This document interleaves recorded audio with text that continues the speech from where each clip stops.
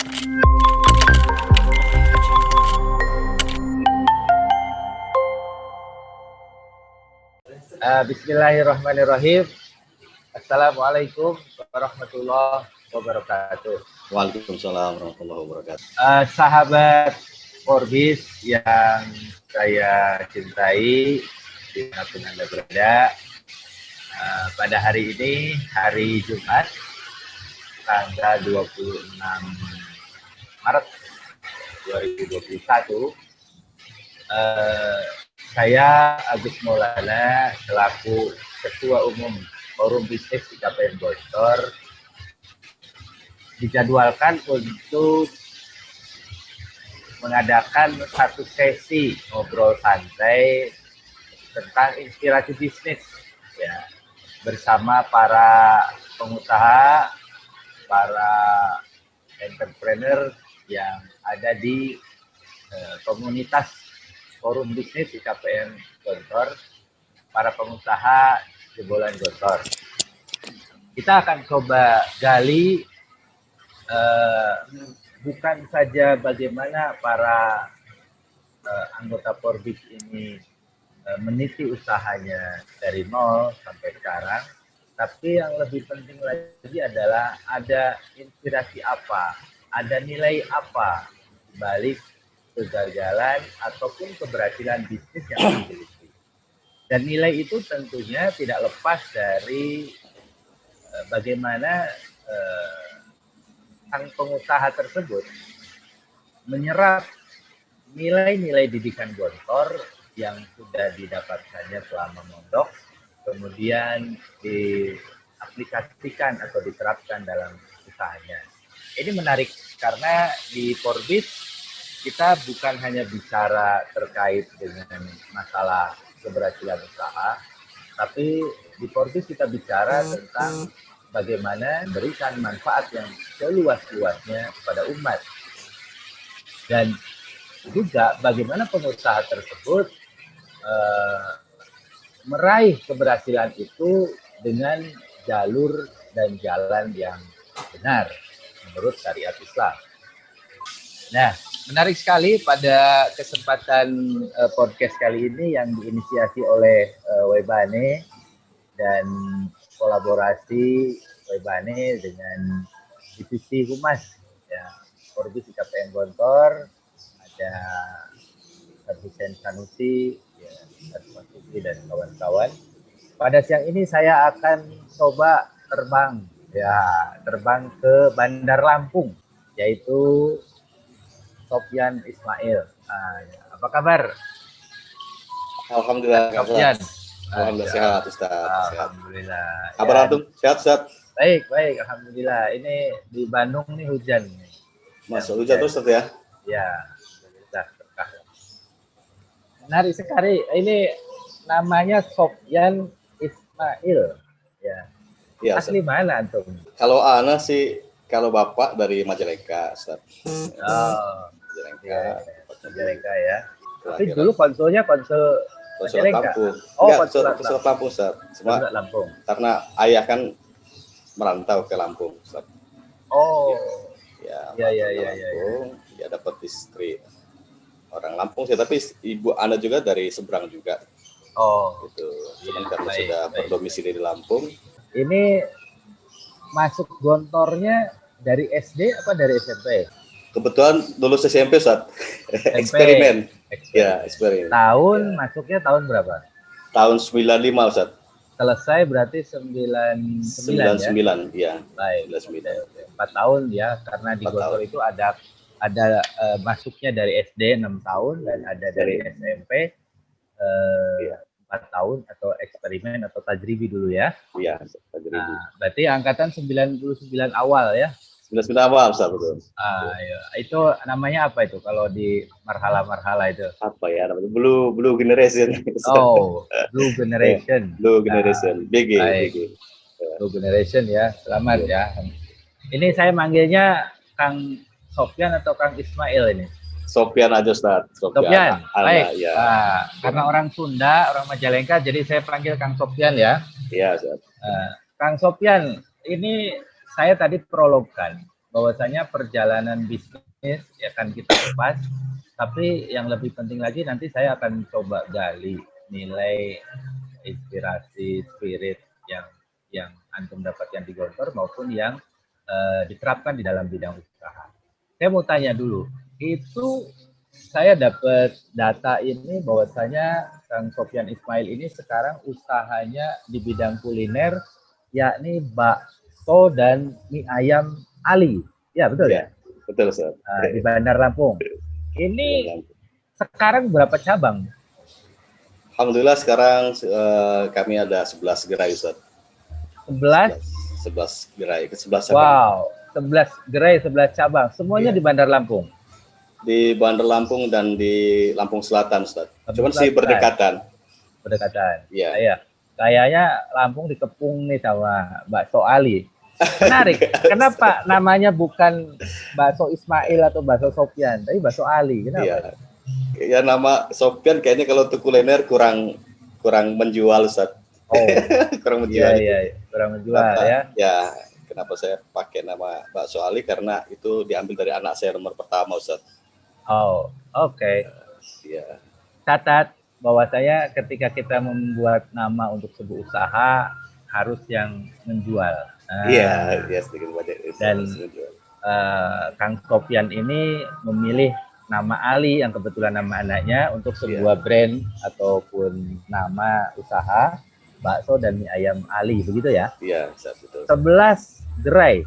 11 gerai. Itu 11 gerai itu langsung dalam satu waktu atau dulunya gimana ceritanya? Ya awalnya satu dulu Ustaz. Oh, dari satu ya. Dari satu Ustaz. Nah, mulai tahun berapa itu antum masuk di bidang kuliner bakso ini? Periode pertama itu 2002 mulai usaha coba rintis usaha bakso ini, tapi ya alhamdulillah 1 tahun itu mungkin itu proses pembelajaran Ustaz. Jadi 1 tahun itu Anda udah kayaknya udah nyerah deh usaha bakso ini gitu Ustaz tadinya. Wow. Ini menarik nih. Jadi periode pertama itu Anda nyerah soalnya kurang laku lah Ustaz gitu. Ini catat nih teman-teman ya. Jadi ternyata 11 gerai itu dimulai dari tahun pertama yang nggak laku dan kemudian menyerah. Hampir menyerah atau menyerah? Udah resign, udah ini Ustaz, udah tutup. Give up ya, angkat tangan ya. Aduh.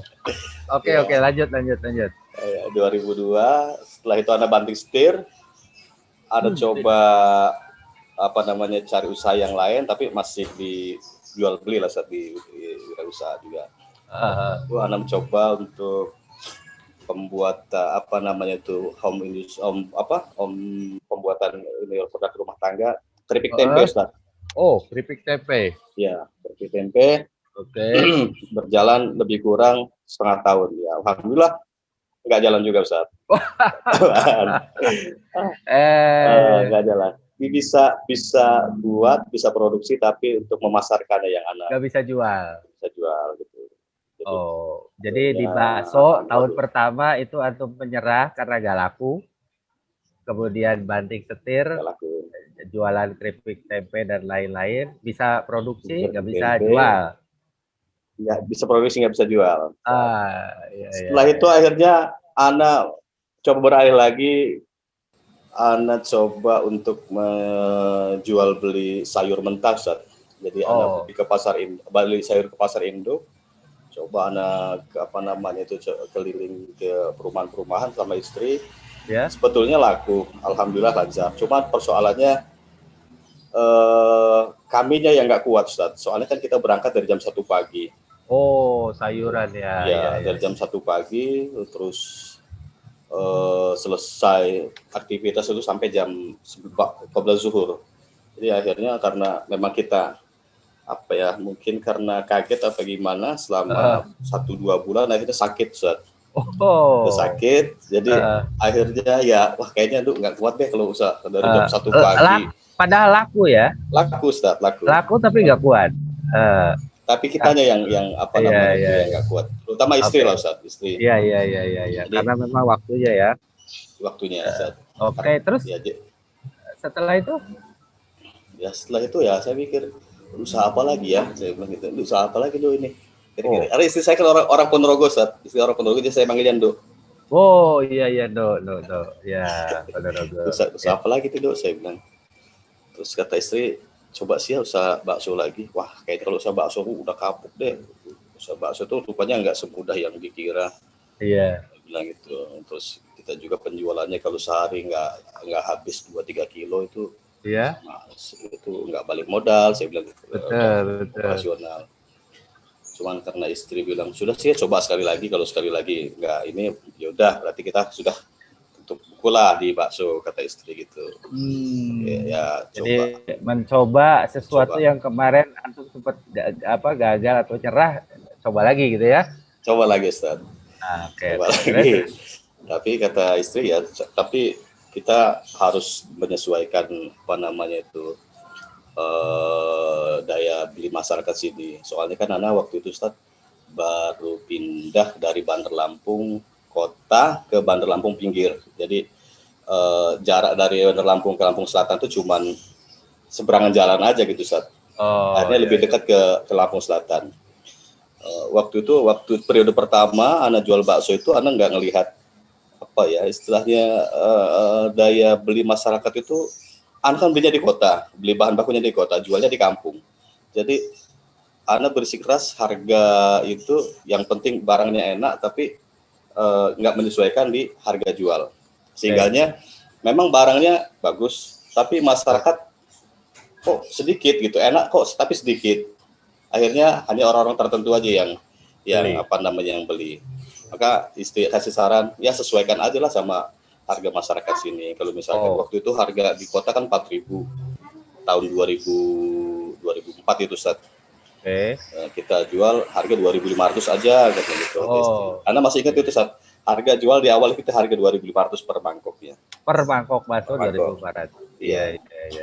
Jadi disesuaikan aja, nanti kalau sudah jalan, sudah rame baru nanti kata istri itu ini menarik nih. Ini menarik. Catatan inspirasi bisnis yang ini. Pertama, teman-teman rekan-rekan Forbis dan para pengusaha muda. Pertama, jangan takut gagal. Karena ternyata kegagalan pertama, kemudian juga kegagalan kedua, kegagalan ketiga yang dialami oleh Kang Ismail ini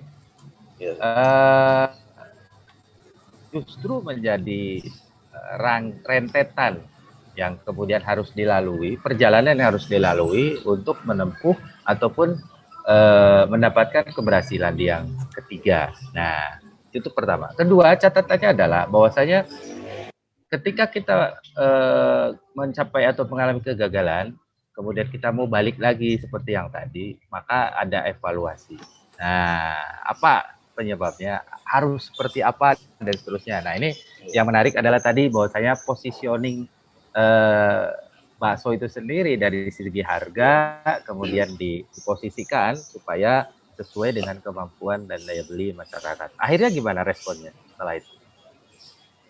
Ya alhamdulillah setelah kita belajar dari kegagalan sebelumnya, saya rubah. Mungkin kalau untuk rasa kita kurangin kualitasnya, tapi untuk harga kita genjot semurah mungkin. Baik. Gitu, sehingganya kita ada barang yang kita jual itu setelah kita mudah diterima di kantong masyarakat lah. Tapi masyarakat, responnya gimana itu dengan harga dan kualitas tadi? Ya alhamdulillah saat lambat laun mereka harganya memang ramah lah, saat murah meriah lah gitu. Masuk ini mereka. Kebanyakan yang konsumen kami itu juga dari pedagang-pedagang juga. Ya alhamdulillah dari pedagang-pedagang itulah kami mereka kasih masukan kalau kamu mau jual karena kami ini juga pemula, tentunya masukan-masukan dari konsumen itu ya perlu juga gitu. Jadi melayani juga pedagang ya? Iya, nggak usah, maksudnya ya, kami kan di pasar pagi. Jadi pedagang-pedagang ya misalkan boe yang jualan di pasar, seperti jualan samba, jualan sayur mayur, kan konsumen kami dari pedagang-pedagang juga Ustaz. Gitu. Jadi baik. Misalkan Mas Sofian ini baksonya ini kayaknya kalau dikasih ketelan agak banyak ini apa namanya tuh berarti aku inilah ke kawan-kawan seperti Oke. Satu, positioning produk kita di konsumen. Jadi sebagai seorang pengusaha, kita tidak memaksakan bahwasanya produk kita ini bagus, produk kita ini apa dan segala macam, tapi ternyata respon masyarakat tidak juga, kita berarti memaksakan. Nah, justru kita harus mencari apa sih yang dibutuhkan oleh masyarakat, apa yang dibutuhkan oleh customer, dan ternyata antum melihat kebutuhan customer itu adalah bakso dengan harga yang masuk di kantong mereka. Betul.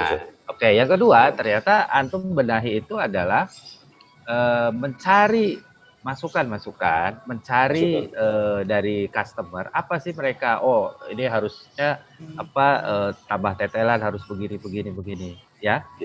Nah, itu menarik tuh. Jadi memang harus seperti itu. Lah, emang dulu di Gontor bagian apa, Pak Kang Sofyan ini? Kelas berapa saat? Kelas 6 nih saat. Ya, di Gontor dulu pernah bagian apa atau organisasi apa dulu? Organisasi dulu anu Hizbut Taklim saat dulu. Oh, bagian pengajaran. Bagian pengajaran. PPE. Oke. Terus pernah jadi apa lagi? Pengajaran, terus kebetulan waktu di rayon atau di rayon, di rayon ya keamanan Ustaz. Wah, ini. Ternyata pernah jadi bagian keamanan. Bagian keamanan tuh ya bagian yang cukup disegani kan di Gontor ini. Bagian pengajaran juga otomatis lah seperti itu. Terus apa namanya? Sempat ngabdi juga berarti di Gontor ya? Sempat atau 1 tahun. Di Gontor Pusat ya, di Darussalam di Gontor 1 ya? Iya, betul di Latansa nih Ustaz. Oh, wah ini menarik nih. Di Latansa, di pengajaran, di apa. Nah ini saya coba sedikit masuk ke inspirasi nilai ya. Kira-kira apa sih yang menurut antum poin-poin penting yang antum rasakan dari didikan Gontor yang kemudian antum rasakan dan antum bisa terapkan di dalam hidup ya terutama dan juga bisnis ini? Ya, selama Anda menggeluti usaha ini Ustaz, ya, artinya setelah keluar dari Gontor yang Anda ambil intisari dari pendidikan di Gontor itu yang bisa Anda terapkan di usaha ini ya ternyata ya satu disiplin itu wajib Ustaz. Oh, disiplin. Baik. Disiplin. Memang Gontor terkenal dengan disiplinnya ya. Ya. Oke. Ya, disiplin, kejujuran lah Ustaz. Karena Anda punya beberapa karyawan, tentunya Anda mengharapkan juga disiplin itu bukan cuma di Anda tapi Anda tularkan juga dengan karyawan. Terus juga kejujuran juga Ustaz. Kejujuran. Dan ini yang paling penting apa namanya itu ya modal kita lah dalam setiap apapun ini kita ya kejujuran. Apalagi Anda punya usaha, Anda membutuhkan orang-orang yang jujur, maka Anda menuntut diri Anda sendiri untuk jujur juga Ustaz. Gitu. Betul. Jadi karena kejujuran terutama karyawan Ustaz. Iya. Kejujuran karyawan itu sangat membantu Anda Ustaz. Iya. Artinya mereka pintar dan jujur itu ya alhamdulillah Ustaz. Ya walaupun bagaimana cara antum mendidik kejujuran kepada karyawan tuh gimana caranya? Ya latar belakang mereka kan beda-beda Ustaz. Betul. Ada ya lulusan SMA, ada mungkin SD nggak lulus, tapi ya melalui pendekatan Ustaz. Jadi setiap mereka apa namanya itu melamar kerja di sini, ada syarat-syarat yang harus mereka tanda tanganin lah. Ya pertama, Anda mewajibkan mereka sholat wajib fardu selama 5 waktu jangan tinggal. Oh, seperti itu. Iya, fondasi. Kedua, kejujuran tuh siap enggak untuk bersikap jujur di usaha kita. Terus ketiga disiplin, baik itu disiplin kerja, disiplin waktu istirahat mereka, disiplin waktu makan mereka itu harus kita atur lah Ustaz, karena di sini kan ada sip-sipan. Jadi kalau nggak disiplin, satu orang misalkan lalai dalam ininya, dia akan mempengaruhi kawan-kawan yang lain Ustaz. Jadi penerapkan itu secara langsung ya. Jadi antum pendidik mereka, membimbing mereka sebagai rasa tanggung jawab juga terhadap karyawan. Karyawan saat ini berapa orang karyawannya? Untuk seluruhnya sekitar 50 orang, Ustaz. Wow, alhamdulillah. Ini dia. Pengusaha itu salah satu nikmat yang kemudian bisa kita rasakan ketika kita menjadi pengusaha sukses adalah kita bisa menghidupi banyak orang. Nah, pas Mas Sopyan ini atau Kang Sopyan ini bisa paling tidak ada 50 orang yang dihidupi atau bergantung kehidupannya terhadap usaha ini. Belum lagi kemudian dia punya anak, punya istri, punya keluarga dan seterusnya. Belum lagi ketika 50 orang ini bisa dididik dengan disiplin, dengan ibadah tadi seperti yang kita tahu, sholatnya, kejujurannya, disiplinnya. Sebenarnya Kang Sopyan ini sedang mendidik sebuah generasi, sedang mendidik sebuah masyarakat yang mini yang ada di lingkungan itu. Itulah satu catatan inspirasi lagi adalah bahwa saya seorang pengusaha itu adalah seorang leader, seorang pemimpin yang mana kemudian dia bisa menentukan warna, mau dijadikan merah, mau hijau, mau putih, mau hitam, itu tergantung kita. Nah, antum tentunya sebagai owner, sebagai pimpinan punya kekuasaan penuh apakah karyawan antum mau dijadikan sebagai karyawan yang disiplin atau tidak, yang jujur atau tidak, yang sholat atau tidak dan seterusnya. Itu poin-poin yang memang jadi lah sekarang ini kan masih belum selesai nih masa-masa pandemi nih.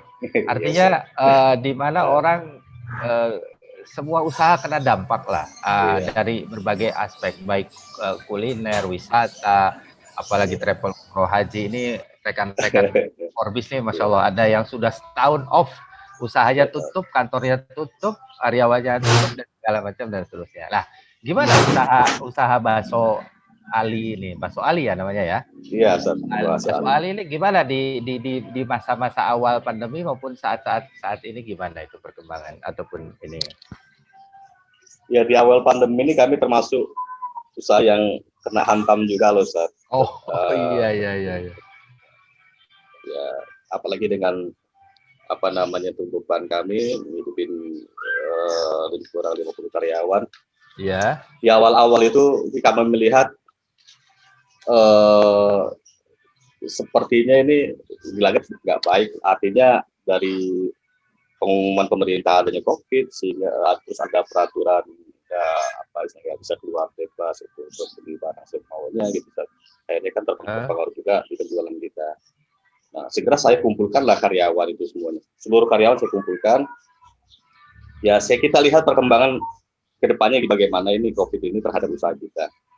Ya kan karyawan juga yang tahu terhadap penjualan omset di warung setiap warung masing-masing. Mereka tahu lah, Ustaz. Artinya misalkan kalau satu warung itu misalkan rata-ratanya sehari taruhlah 1 juta misalkan gitu.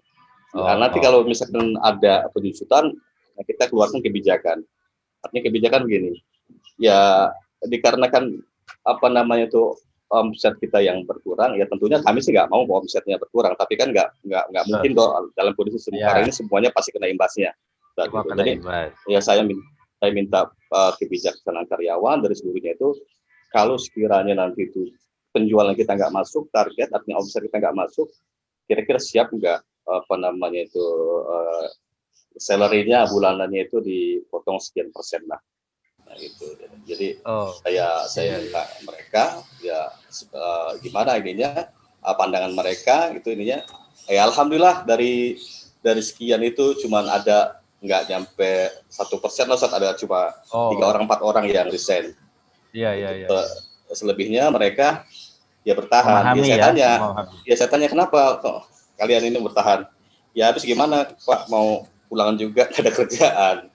Iya. Gitu.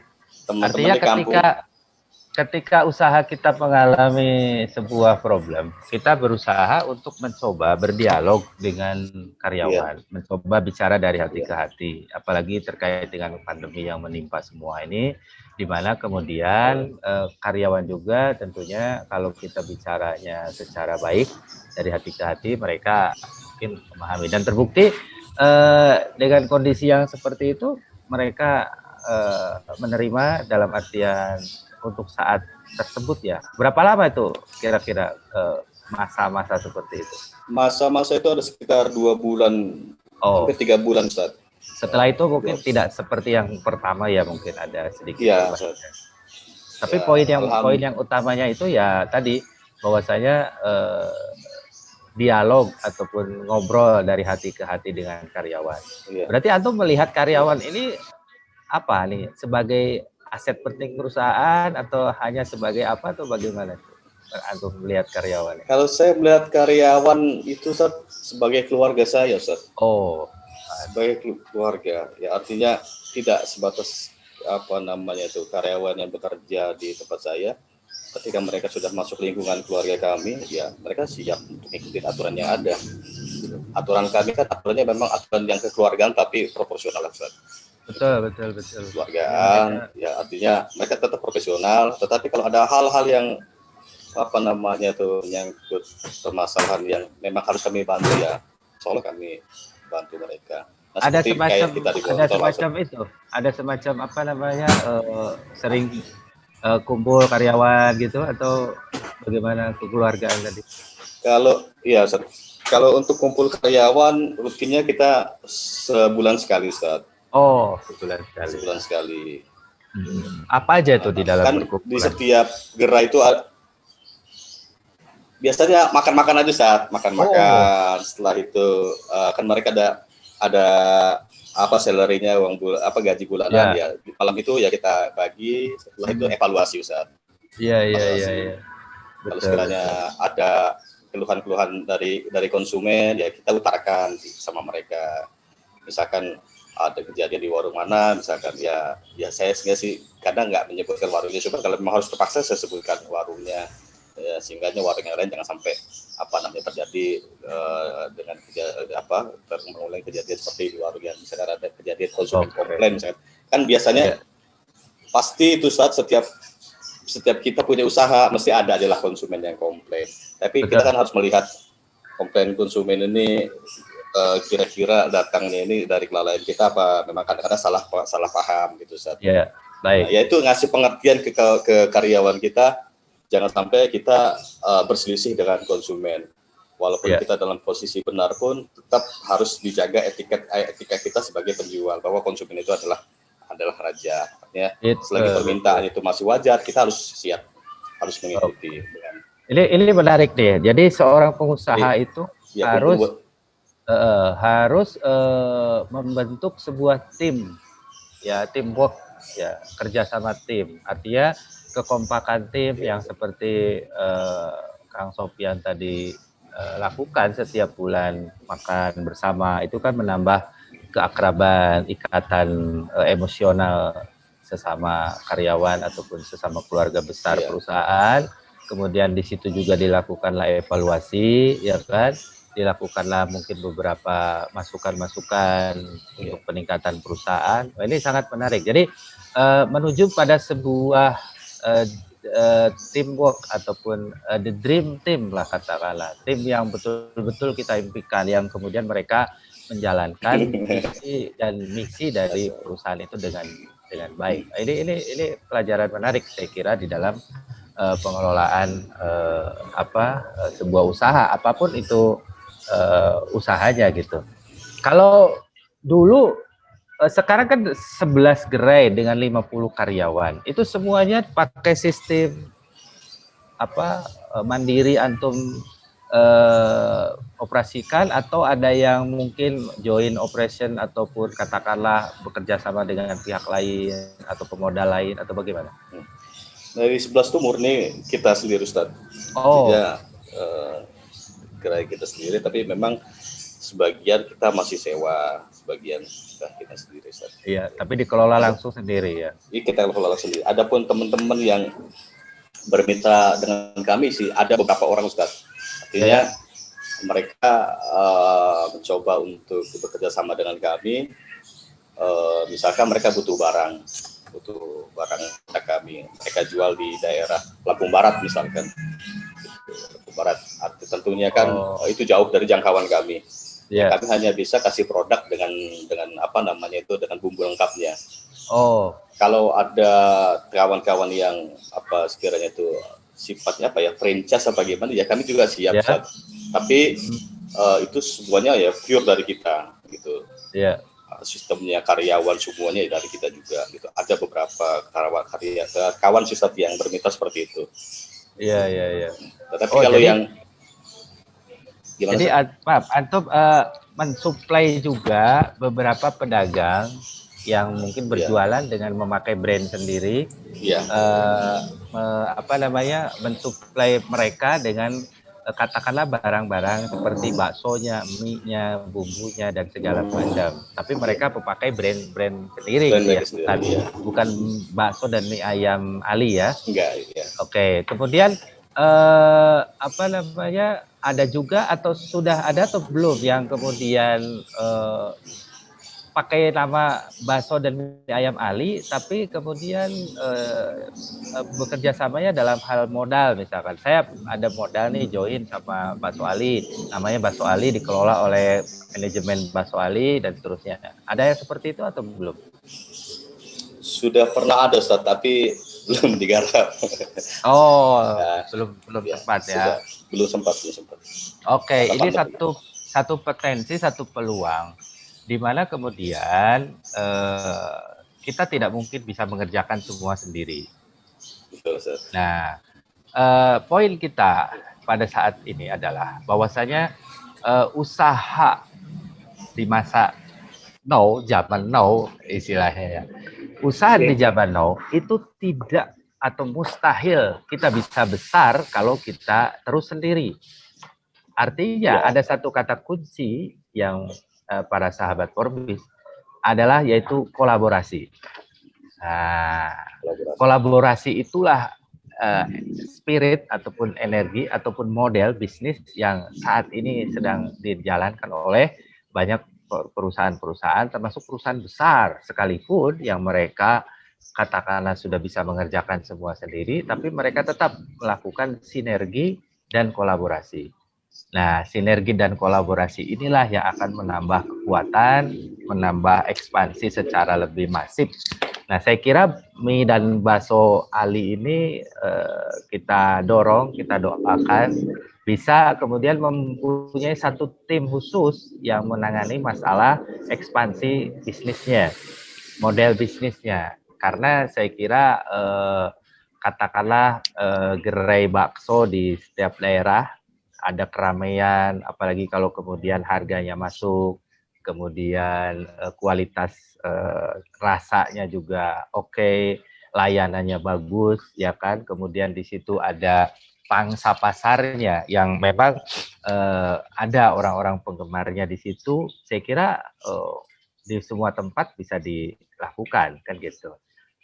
Ngomong-ngomong, untuk mendirikan satu unit atau satu gerai itu kira-kira butuh berapa? Apa namanya, modalnya katakanlah untuk alat, sewa, barang segala macam. Kurang lebih lah. Kalau alat-alat Ustaz ya, seperti misalkan etalase, meja, pokoknya alat-alat perkakasnya itu lebih kurang sekitar 20 jutaan. Oke. 20 jutaan. Di luar sewa tempat. Sewa tempat, oke. Nah, kalau sewa tempat ini kan ya relatif ya. Tergantung lokasi, Ustaz. Iya, relatif. Jadi dia ada yang strategis pasti mahal, ada yang jalan protokol pasti mahal. Tapi kalau alat kakasnya ya 20-an. Artinya kalau teman-teman Forbes punya rezeki, punya modal katakanlah bangsa ya 40-50 juta misalkan. 40 juta katakanlah dengan sewa berapa tahun, dengan apa, itu udah bisa jalan kelihatannya ya. Insya Allah bisa. Wah, ini menarik nih. Sahabat Forbes yang saya cintai, ini ada satu peluang dari Kang Sofyan Ismail yang berada di Bandar Lampung. Beliau siap untuk mensupport kita atau teman-teman semua. Nanti sinergi dan kolaborasi bisnis, bagaimana caranya? Apakah mau disuplai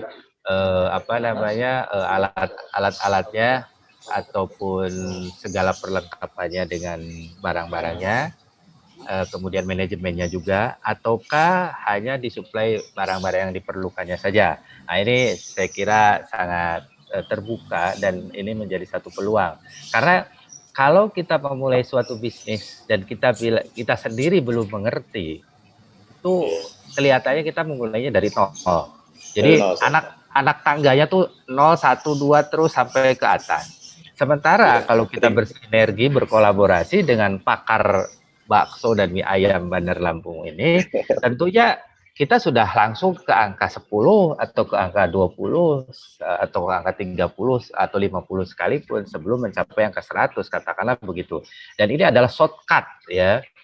Shortcut di dalam kita mencapai keberhasilan ini. Dan tentunya di dalam bisnis ada kalkulasi, ada bisnis plan-nya, ada hitung-hitungannya. Kalau modal sekian, tingkat kunjungan orang sekian, kejual berapa porsi, ada berapa customer, begini dan segala macam, itu kemudian BEP-nya berapa lama, kita bisa ini setting berapa tahun, berapa ini dan seterusnya. Itu kalau kita sudah menjalani, apalagi dengan 11 cabang ini, tentunya ya itu berapa tahun dicapainya 11 cabang sampai sekarang itu kurang lebih.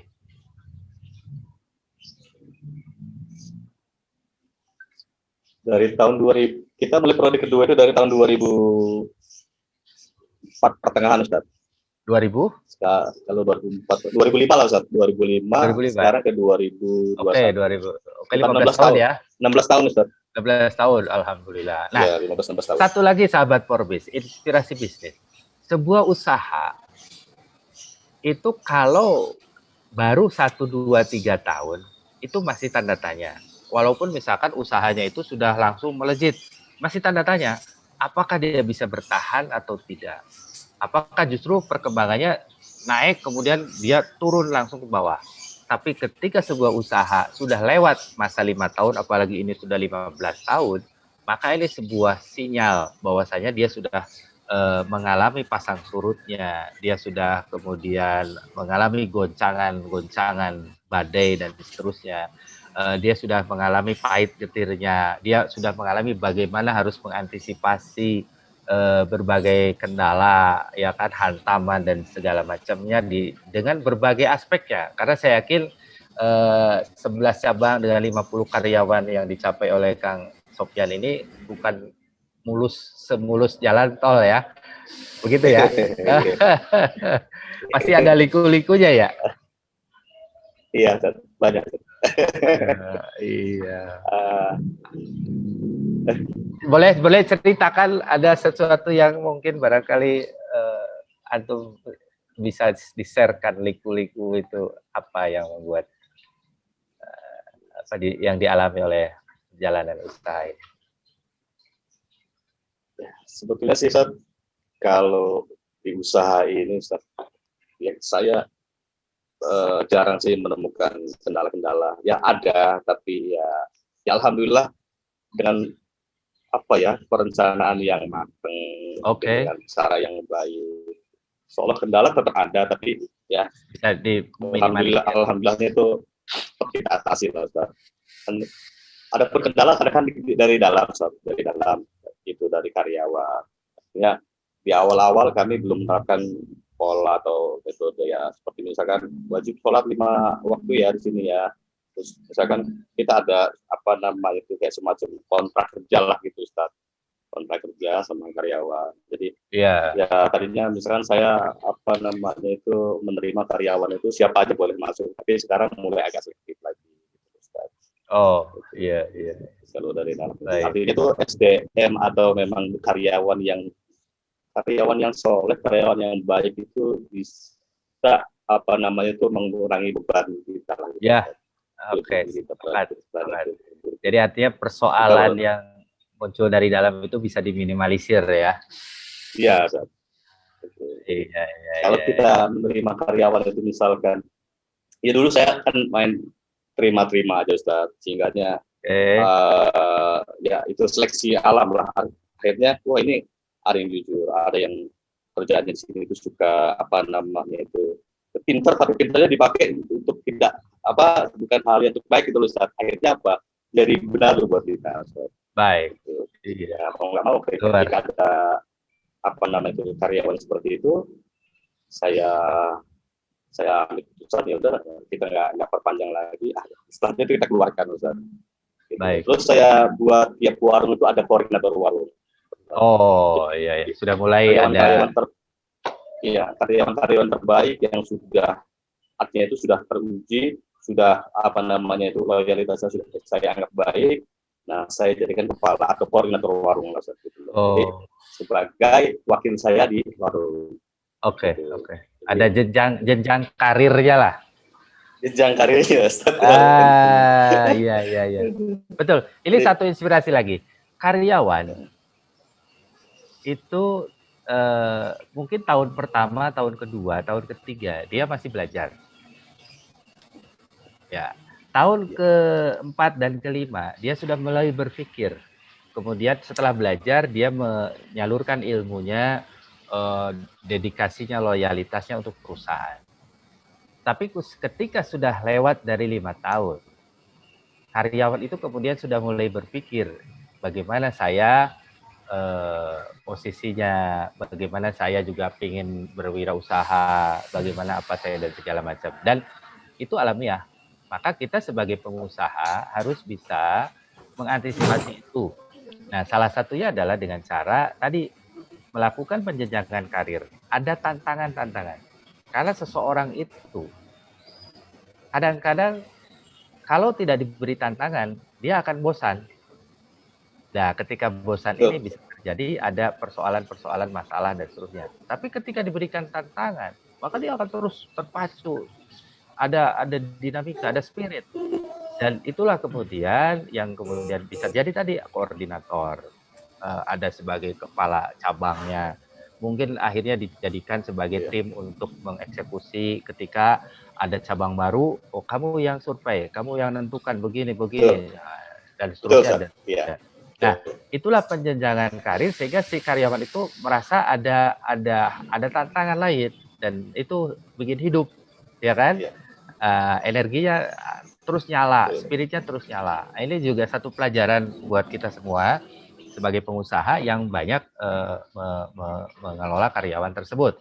Nah, ini ada masanya, masa berapa tahun. Nanti kapan waktu kita kupas lebih detail terkait dengan manajemen SDM ini, dan ini luar biasa sudah diterapkan sama Kang Sofyan Ismail, pengusaha bakso dan mie ayam Ali yang ada di Bandar Lampung, yang alhamdulillah saat ini sudah mempunyai 11 gerai dengan kurang lebih 50 karyawan, dan tentunya terus akan melakukan ekspansinya dengan bersinergi, membuka peluang sinergi dan kolaborasi dengan sesama pengusaha muda lainnya yang nantinya tentunya akan terus bisa